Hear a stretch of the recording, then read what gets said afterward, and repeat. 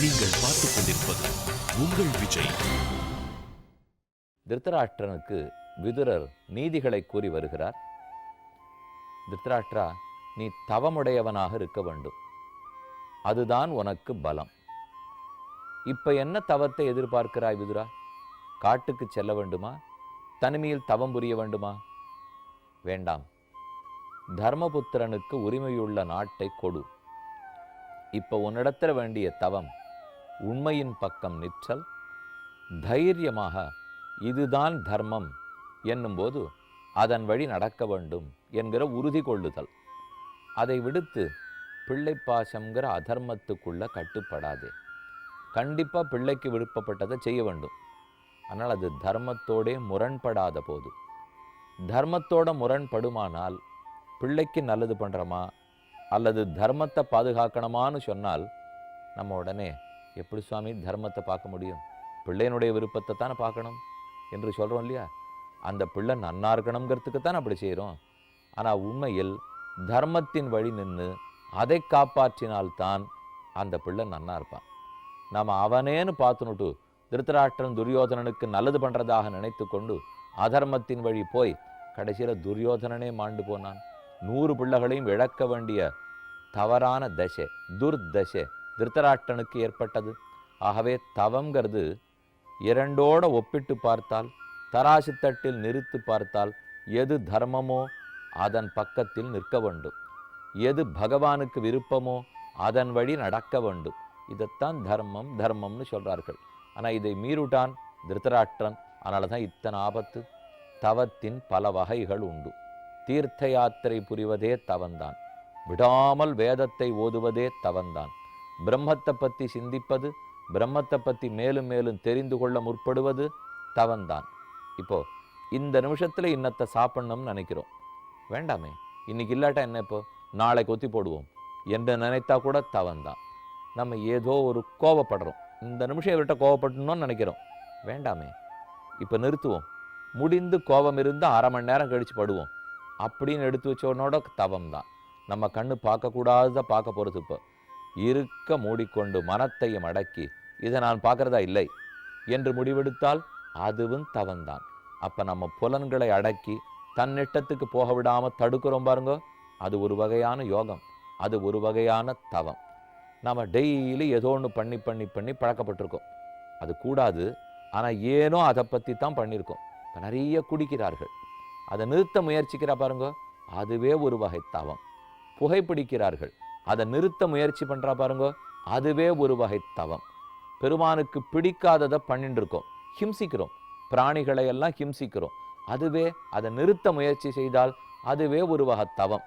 இப்போ உண்மையாக பாருங்க, இப்போ நம்மெல்லாம் குடிக்கலை, ஒன்று இப்போ சிகரெட் பிடிக்கலை, அப்படி இருக்கிறச்சே நாம் அதை நிறுத்தத்துக்கு முயற்சிக்கவே இல்லை. நியாயமாக பார்த்தா நம்மக்கிட்ட தவமே இல்லை. பின்ன யார சுவாமி சொல்ல வரீர்னா, யார் நிரம்ப குடித்து விட்டு அதை நிறுத்த முயற்சி எடுத்து வெற்றி காண்கிறானோ தவமுடையவன். யார் நிறையா புகைப்பிடித்து விட்டு நிறுத்த முயற்சி எடுத்து வெற்றி காண்கிறானோ தவம் இருக்கிறவர். நம்ம அந்த மாதிரி ஒரு அடிக்ஷனுக்கே போல, அப்போ அதை நிறுத்துறதுக்கே நமக்கு தெரியல. நம்ம ஒத்தொத்தரட்டையும் ஒரு அடிக்ஷன் இருக்கும், அது எப்படியான ஒரு கதை புக்கு படித்தா தான் தூக்கம் வரும், இல்லைன்னா ஏதான இப்படி திரையில் பார்த்தா தான் தூக்கத்துக்கு வரும், யாரான 2 பேரை திட்டினா தான் தூக்கமே வரும். இதெல்லாம் கூட அடிக்ஷன் தான். இப்போ நம்ம சாப்பிட்றது தான் அடிக்ஷனுங்கிறது இல்லை, இதை போல் எத்தனையோ அடிக்ஷன்ஸ் நம்மக்கிட்ட இருக்குது. அதுலேருந்து நம்ம தான் வெளியில் வரணும். கட்டில் படுத்தா தான் தூக்கம் வரும், ஏசி போட்டால் தான் தூக்கம் வரும், அதையும் 21 டிகிரிஸில் வச்சா தான் தூக்கம் வரும். எத்தனையோ நமக்குள்ளே வளர்த்துன்னு இருக்கோம் பாருங்கள். இதில் ஒன்றொன்னையும் நிறுத்தி நிறுத்தி பார்க்கணும். இன்றைக்கி நன்னாவே கொதிக்கட்டும் சுவாமி, ஆனாலும் ஏசி போடாத படுக்க போகிறேன், ஃபேனை கூட போடாத படுத்துக்க போகிறேன், ஆர்ட்டை என்ன ஆறுது பார்க்குறோன்ற பாருங்க, அப்போ தவம் வளர்றதுன்னு அர்த்தம். சுவாமி இப்படியெல்லாமா தவத்தை வளர்க்கணும்னால் கட்டுப்பாடு தானே தவங்கிறது, வேற என்ன? இப்போ நம்ம எதோ மன இது ஆசைப்படுறது, அந்த ஆசையெல்லாம் தேவையில்லையே. உண்மையாக ஆத்மாவனுடைய ஆனந்தம் தானே நம்ம ஆசைப்படணும். ஏன்னா நமக்குள்ளேயே ஒரு கட்டுப்பாட்டை கொண்டோம்னால் அது தவம் வளருகிறது. இந்த தவம் வளர வளர பெருமான் நம்மளை திரும்பி பார்க்குறார். தவமே இல்லாத இருந்தால் நம்மளை பார்க்க மாட்டார். அப்படின்னா நம்ம கேட்கறது அவர்கிட்ட நடக்கவே நடக்காது. சாமி தினப்படி கோவிலுக்கு போகிறோம், க்யூலெல்லாம் நின்று பெருமாள் முன்னாடி போய் எனக்கு இதை கொடு அதை கொடுன்னு கேட்குறமே நாள் கொடுப்பார், சுமாராக கொடுப்பார். ஆனால் தவத்தோடு போய் கேட்டோம்னா பூரியாக கொடுப்பார், நிரம்ப கொடுப்பார். யாரான ஒருத்தர் திருந்தலையா, சாமி இவர் திருந்த மாட்டேங்கிறார், நானும் எவ்வளவோ சொல்லி பார்க்குறேன் திருந்த மாட்டேங்கிறார். ஏன்னா நமக்கு வார்த்தையில் தவம் இல்லை. நம்மக்கிட்ட தவம் இருந்து எடுத்து சொன்னோம்னால் கேட்குறவா கேட்டுவிடுவார்கள். இனி கேட்க முடியல. இப்போ சமுதாயத்தில் எத்தனையோ விஷயத்த நம்மால் எடுத்து சொல்ல முடியல. இந்த இடத்துல இப்போ இப்படிலாம் நடக்கிறது பாருங்கோ, சபைகள்லாம் இப்படி நடக்கிறது, கோவில்களில் இப்படி நடக்கிறது, மடங்களில் இப்படி நடக்கிறது, ஆசிரமங்களில் இப்படி நடக்கிறது, வீடுகளில் இப்படி நடக்கிறது, குளத்தில் இப்படி நடக்கிறது, ஆற்றுல இப்படி நடக்கிறது. இது எல்லாத்தையும் மாற்றணும்னு தான் ஆசை சுவாமி. குளத்தங்கரையில் நின்று இந்த மாதிரி அசுத்தம் பண்ணுறா, உடனே எடுத்து சொல்லணும்னா சொன்னால் கேட்க மாட்டேங்கிறா. ஏன் கேட்கலன்னால் சொல்கிற எங்கிட்ட தவம் இல்லை. இதை சங்கரர் சொன்னாரோ, மத்வரை சொன்னாலோ, ராமானுஜர் சொன்னாலோ சொல்லவே வேண்டாம். அவள் கண்ணால் பார்த்தாலே அதை தப்பு நின்றுடுறது. யோசிச்சு பார்த்துருக்கீங்களே நீங்களும். நாங்கள் 10 தரம் சொன்னால் கூட கேட்க மாட்டேங்கிறானே. அது என்ன காரே கருணை ராமானுஜ இக்கடலிடத்தில் ஆரே அறிபவர் நின் அருளின் தன்மை அல்லலுக்கு நேரே உறவிடன் நான் வந்து நீ என்ன வித்தவன் உன் சீரே உயிர்க்குயிராய் அடியேற் கிண்ணு தித்திக்குமே. திருவரங்கத்தமதனார் ராமானுஜன் உத்தந்தாயில் சாதிக்கிறார். ராமானுஜர் கண்களால் அப்படி கருணையோட பார்த்தால் ஊரே திருந்திடுறதுங்கிறார். ஆழ்வார் கருணையோட பார்த்தா ஊர் திருந்துறதுனால் பார்க்கறது இல்லை சுவாமி, நான் பேசி பேசி முயற்சி பண்ணிவிட்டேன், ஆனாலும் திருந்துறையனால் தவமில்லாத முயற்சி பண்ணிட்டு இருக்கேன், அதனால தான் திருந்த மாட்டேங்கிறது. அதை போல் நம்ம பிள்ளைகளை இன்னும் நன்னா வளர்க்கணுமா, நம்மக்கிட்ட தவம் இருந்தால் இன்னும் நன்னா வளர்ந்துருவா. அவர்களுக்கே இன்னும் நன்னா மார்க் வரணுமா, இன்னும் பேச்சு சாமர்த்தியம் வரணும், பர்சனாலிட்டி டெவலப் ஆகணுமா, தவம் இருந்ததுன்னா வந்துடுவா. காட்டுக்கு போய் தவம் பண்ணுறதை பற்றி நான் சொல்லவே இல்லை. இப்போ மேலே மேலே ஆத்மாவை பற்றி தெரிந்து கொள்ளுதல், பிரம்மத்தை பற்றி விசாரித்தல், பிரம்ம தியானத்தில் ஈடுபடுதல், பெருமானுக்கு ஆராதனம் பண்ணுதல், இவையே தவத்தின் வகைகள் தான். அந்த தவம் மிகுந்த பலத்தை கொடுக்கும். அதனால தான் இன்னைக்கு எத்தனையோ மடாதிபதிகள்லாம் சேர்ந்து பேசுகிறவா என்ன தெரியுமா சொல்கிறார்கள், நம்ம தவத்தை வளர்த்துக்கணும், வளர்த்துண்டால் தானே சனாதன தர்மத்தை பற்றி எல்லாரும் புரிஞ்சுப்பார்கள். நீங்கள் பார்த்துக் கொண்டிருப்பது உங்கள் விஜய். எத்தனையோ மடாதிபதிகள்லாம் சேர்ந்து பேசுகிறவா என்ன தெரியுமா சொல்கிறார்கள், நம்ம தவத்தை வளர்த்துக்கணும், வளர்த்துண்டால் தானே சனாதன தர்மத்தை பற்றி எல்லாரும் புரிஞ்சுப்பார்கள். அப்போ தான் மக்களெல்லாம் அதை ஃபாலோ பண்ண ஆரம்பிப்பா. நமக்கு தவம் வளராமல் சீடர்களுக்கு மட்டும் நீ சீடனாரு சீடனாருன்னு சொல்லியிருந்தால் கேட்க மாட்டார்கள். நம்ம தவம் வளரணும். இது மடாதிபதிகளுக்கு மட்டும் இல்லை, குடும்பஸ்தர்கள் நம்ம ஒத்தொத்தருக்கும் வேணும். நமக்கு தவம் வளர்ந்ததுன்னா தான் நம்ம சுற்றி இருக்கிறவர்கள் கேட்பார்கள், குடும்பத்தை சரியான திசையில் அழைச்சின்னு போக முடியும். நான் டைரக்ஷன்லெஸ்ஸாக போகாது இருப்பேன், எனக்கே பாதை தெரியலன்னா அப்போ இது எல்லாத்துக்கும் தவம் தேவைப்படுகிறது. அந்த நாளிலே பாதி தான் சொந்த முயற்சி வச்சார்கள், மீத பாதி தபஸுனால பெருமானத்தான் வசீகரித்தார்கள்.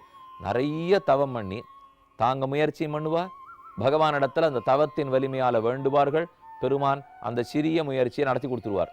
ஆனால் இன்னைக்கு என்ன ஆயிடுச்சுன்னால் முயற்சி முயற்சி முயற்சி 90% ஆயிடுச்சு, தவம் 5-10 நின்றுட்டு இருக்கு. இப்போ அப்போ எம் முயற்சியில் ஒரு காரியத்தை நடத்தணும்னால் சுமாராகத்தான் நடக்கும்.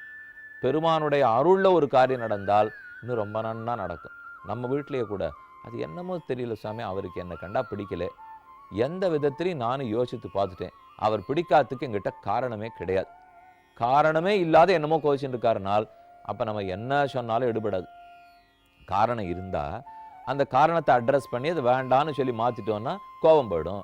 ஒருத்தர் காரணமே இல்லாமல் கோவிச்சுன்னு இருக்காருன்னு வச்சுங்க, அப்போ நான் எத்தனை பேசினாலும் சாமி நீர் என்னை கன்வின்ஸ் பண்ண பார்க்க வேண்டாம், ஏனோ பிடிக்கல என்று முடிச்சுடுறாலும் இல்லையோ, அதே நிலைமை தான் இங்கேயும்.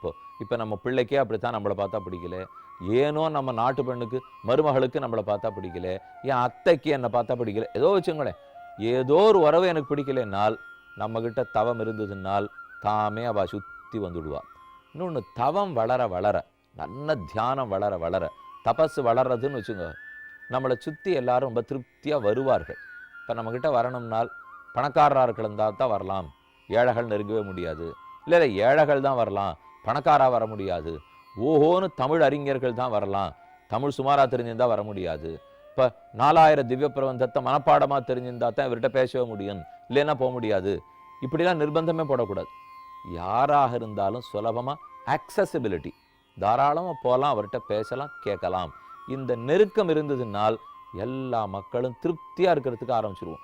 நம்ம சில பேருக்கு தான் என்று ஒரு வட்டத்தை போட்டுக்க கூடாது, அந்த வட்டம் விரிந்து இருக்கணும். நம்முடைய தவத்தை பார்த்து பார்த்து ஓ இவர் இன்னும் பெருமானுக்கு நெருக்கமாக இருக்கார், நாம் அதை போல நெருக்கமாக போகணும் என்று ஒத்தத்தனுக்கு ஆசை எழ வேண்டும். நல்ல தவங்கிறது ரொம்ப வலிமையான ஒன்று, நாமும் அதை கண்டிப்பாக பண்ணணும். இதில் ஒன்றும் ஆண் பெண் வயசானவன், இப்போ சின்ன வயசு, படித்தவன் படிக்காதவன், பணக்காரன் ஏழை, ஒரு வேறுபாடும் கிடையாது. அனைவருக்கும் தவம் வேணும். எந்த விதத்தில் வேணால் தவத்தை வளர்த்துக்கலாம். நம்ம விடாமல் ஒன்றை பண்ணிட்டு இருக்கோம், அதை நிறுத்தி பார்க்கலாம். ஒரு சொகுசை நம்ம அனுபவித்து பழகிட்டோம், நிறுத்தி பார்க்கலாம். ஒரு சோறு நம்ம சாப்பிட்டு பழகிட்டோம், நிறுத்தி பார்க்கலாம். ஒரு கெட்ட பழக்கத்திலே இருக்கும், நிறுத்தி பார்க்கலாம். இதை போல பண்ணத்தான் நமக்கு யோகம் வளர்றது, தபஸ் வளர்றது. திருத்தராஷ்டிரா, நிறுத்த முயற்சி பண்ணு, தப்பின் வழியே போயின்னு இருக்கே. ஆக தபோபலம் தாபசானாம் பிரம்மவிதாம் பலம். அடுத்து சொல்றார், பிரம்மவித்துக்களுக்கெல்லாம் பிரம்மான்னு சொல்லப்படுற வேதமே பலம். வேதம்ங்கிறது அந்தணர் அந்தி வைத்த மந்திரத்தால் மறவாதென்னும் வாழ்த்தியேல் வாழலாம் மடநெஞ்சமேன்னு திருவங்கியாழ்வார் சாதிக்கிறார். அந்தணர் மாடு, பிராமணர்களுக்கு அது பெரிய தனம்ங்கிறார். வேதம் கற்கிறது ஆளா இருக்கட்டும், இப்போ பிராமணர்கள் மட்டும் சொல்றது இல்லை. வேதத்தை கற்கும் அதிகாரம், வேதத்தை கற்றவர்கள் ஆறா இருந்தாலும் பிரம்ம வித்துக்கள், அவர்களுக்கு பலமே வேதம்தான். வேதத்தில் அவ்வளவு பலம் இருக்கான்னா, அனாதி, என்ன காலம் என்ன தேதின்னு சொல்லவே முடியாது. அபௌருஷேயம், ஒருத்தர் தன்னுடைய வாயை திறந்ததுன்னு உபதேசம் பண்ணதே கிடையாது. அனாதி காலமாக இருக்குது. ஒருத்தரும் நம்ம போல ஒருத்தரும் சொன்னதே கிடையாது. தேவர்களும் சொன்னதில்லை, ரிஷிகளும் சொன்னதில்லை. எத்தனையோ உயர்ந்த வேதம், கருத்துகள் எத்தனை லட்சோபலட்சம் கருத்துகள் நிறைஞ்சிருக்கிற வேதம். அந்த வேதம் நம்ம ஒத்தத்திற்கு பலம். ஏன் தெரியுமா? நம்மால பார்த்து தெரிஞ்சுக்க முடியாததே, தொட்டு தெரிஞ்சுக்க முடியாததே, சாப்பிட்டு தெரிஞ்சுக்க முடியாததே, முகர்ந்து தெரிஞ்சுக்க முடியாததே, கேட்டு தெரிஞ்சுக்க முடியாததே, இது இத்தனையும் வேதம் தான் சொல்லும். வேதத்துக்கு ஒரு பெருமை இருக்குது. எனக்கு எது தெரியாதோ அதை பற்றி மட்டும்தான் அது பேசும். எனக்கு ஒரு விஷயத்தை பற்றி தெரியாது, எனக்கு தெரிஞ்சுக்க வழி இல்லை. இப்போ பகவானை பற்றி எங்கிட்ட என்ன வழி இருக்குது? கண்ணால் பார்க்க போகிறேன்னா, காதால் கேட்டுற போகிறேன்னா, மூக்கால் முகர்ந்து பார்த்துட போகிறேன்னா, இல்லை பிரம்மத்தை எடுத்து வாயில் போட்டுண்டு என்ன இனிப்பாக இருக்காரா, துவர்ப்பாக இருக்காரா, காய்ப்பாக இருக்காரா என்று சொல்லிட போகிறேன்னா, எதுவுமே இல்லை. அப்போ இது எதன் மூலமும் என்னால் பிரம்மத்தை தெரிஞ்சிக்க முடியல. அப்போ தான் வேதம் உதவிக்கு வரும். உன்னால் எப்படியும் தெரிஞ்சிக்க முடியாதுன்ற முடிவுக்கு வந்துட்டியா? வேற பிரமாணம் உன் இடத்துல இல்லையா? அப்போ வா, நான் உனக்கு சொல்லித்தரேன். அப்போ எதை நம்மால் தெரிஞ்சிக்க முடியாதோ, எது நம்ம புலன்களுக்கு அப்பாற்பட்டதோ அதை பற்றி வேதம் அறிவிக்கும். நம்ம புலனுக்கு அப்பாற்பட்டது ஆத்மா, அதை வேதத்தை பார்த்து தான் தெரிஞ்சுக்கணும். நம்ம புலன்களுக்கு கர்மங்களே கண்டுபிடிக்க முடியாது. என் பாபம் என்ன புண்ணியம் என்னன்னு எனக்கு தெரியாதே. அப்போ அதுவும் பாப புண்ணியங்கள் எப்படி என்னை இம்பேக்ட் பண்ணுறது என்பதையும் வேதத்திடத்துல தான் கேட்டு தெரிஞ்சுக்கணும். எப்படி கர்மத்தை போக்கணும் அதுவும் அதுதான் சொல்லும். எப்படி பிரம்மம் எப்படிப்பட்டவர் எப்படி அடையணும் அதையும் வேதம் தான் சொல்லும். ஆக வேதம்தான் நமக்கு தெரியாததை தெரிய வைக்கும். இது ரொம்ப அழகான கருத்து வேதத்தை பற்றினது. அப்படின்னா அபூர்வார்த்தத்தை தான் சொல்லும். எனக்கு தெரிஞ்சதை அது சொல்லாது. அது ரெப்படேஷனாக போயிடாதா? அது என்ன லாபம்? இப்போ இது புக்கு, இது புஸ்தகம்னு வேதம் சொல்லி கொடுக்காது. இது லைட்டுன்னு வேதம் சொல்லாது. இது கேமரான்னு அது சொல்லாது. இது எல்லாத்துக்கும் அது வரவே வராது. நீ குழின்னு சொல்லாது, சாப்பிடுன்னு சொல்லாது. ஆனால் குளிச்சுட்டு தான் சாப்பிடணும். அது எனக்கு தெரியாது பாருங்க. ஏன்னா நானாக கண்டுபிடிக்கலையே. அதை குளிக்காமல் கூட நான் சாப்பிட்ருப்பேனே. ஆனால் வேதங்கள் தான் குளிச்சுட்டு சாப்பிடு, கந்தையானாலும் கசக்கி கட்டு, கூழானாலும் குளித்து குடி. தமிழில் ரொம்ப நாளாக சொல்லிட்டு இருக்கோமே. அப்போ வேதம் எனக்கு தெரியாததை தான் சொல்லும், புது அர்த்தத்தை தான் சொல்லும். ஆனால் புதுசாக சொல்லணுங்கிறதுக்காக நான் வேணும்னு உங்களை குழப்பி விடணும்ட்டு அது அந்த முயல் கொம்பு என்னமா இருக்குது தெரியுமோ? ஆகாசத்தில் இருக்கிற தாமரை ரொம்ப அழகு. குதிரைக்கு அந்த 2 கொம்போட ஓடி வந்தது பாருங்க. எனக்கு இப்போ குதிரை கொம்பு தெரியாது, வேணும்னு வேதம் வந்து குதிரை கொம்பை பற்றி சொல்லித்துன்னா நான் நம்புவேனா? எனக்கு முயல் கொம்பு தெரியாது, வேதம் முயல் கொம்பை பற்றி பேசினா நான் நம்புவேனா? அப்போது வேதம் வந்து எனக்கு தெரியாததை சொல்லும், அதுக்குன்னு பொய் சொல்லாது. எனக்கு தெரிஞ்சதுக்கு விரோதமாகவே பேசாது. எனக்கு ஒரு விஷயம் தெரியும்னால் அதற்கு முரண்பட்டு வேதம் பேசவே பேசாது. ஆனால் தெரியாத பகுதியை மட்டும்தான் சொல்லும். நீங்கள் பார்த்துக் கொண்டிருப்பது உங்கள் விஜய். ஏப்ரல் மாதம் 30ஆம் தேதி, மே மாதம் 1ஆம் தேதி 2ஆம் தேதி ஆகிய 3 நாட்களும் சென்னை டி நகரில் உள்ள கிருஷ்ணகான சபாவில் மாலை 6:30 மணிக்கு அடியனுடைய உபன்யாசம். தலைப்பு சனாதன வேத மார்க்கம். பல அரிய கருத்துக்களை கேட்டறிய அனைவரும் திரண்டு வாரீர்.